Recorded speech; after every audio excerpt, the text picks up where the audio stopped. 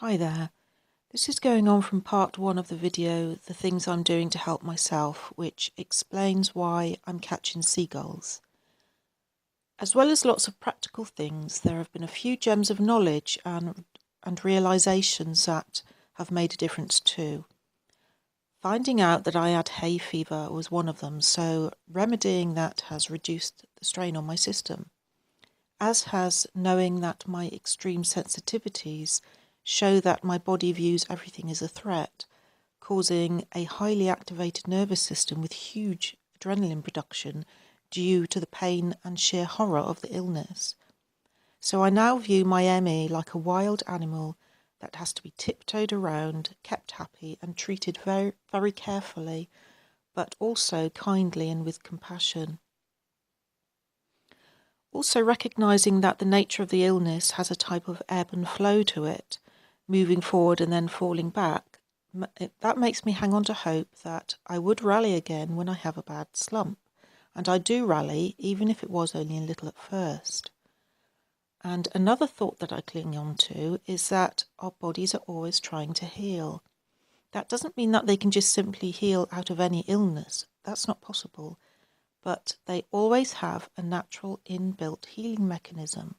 When you have a cut, it heals. Maybe not very well, but it's what happens.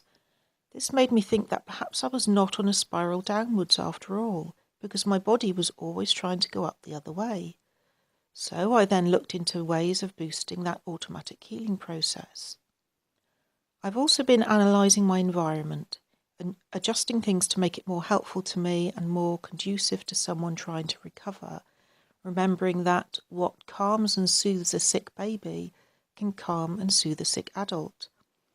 I've included the carers and people around me in my routine of recovery and scrutinised my day to see if there's anything that I can change that would help. I've looked at other people's recovery and improvement stories, being open-minded but also careful about different suggestions or ideas I've come across. Learning a bit about brain science has helped as well, and knowing what is going on inside my body. Now, I have had professional help and guidance with all of this.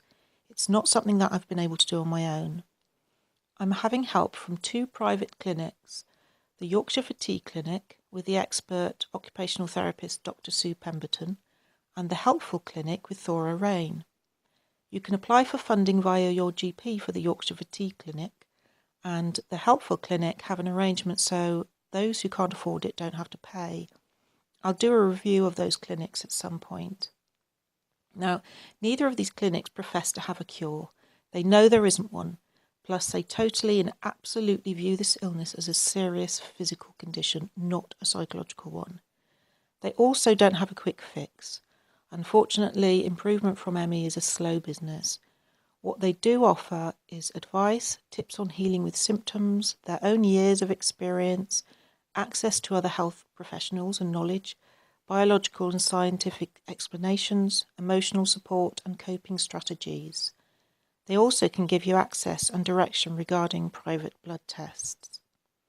Now, just because these clinics are private, it doesn't mean that they are preying on the vulnerable. They're not out to fleece you. GPs have told ME patients to pursue help privately because the NHS support for sufferers is so very poor. Now, I know I make it sound all so simple, and it certainly hasn't been. It's been a long, hard slog, and many a time I almost gave up on life, not seeing any improvement for my efforts.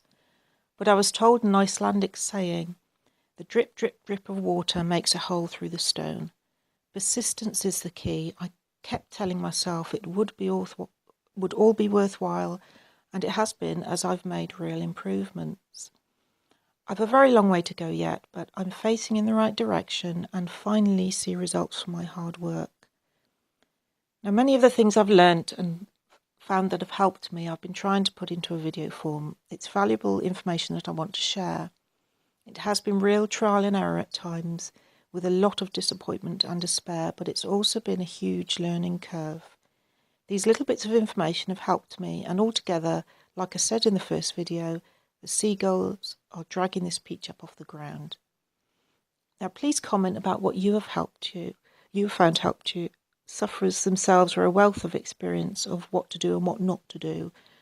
Don't give up. Things can change, and they are changing for me, and they have done for others, and they can for you too. Well, thanks for listening. Bye.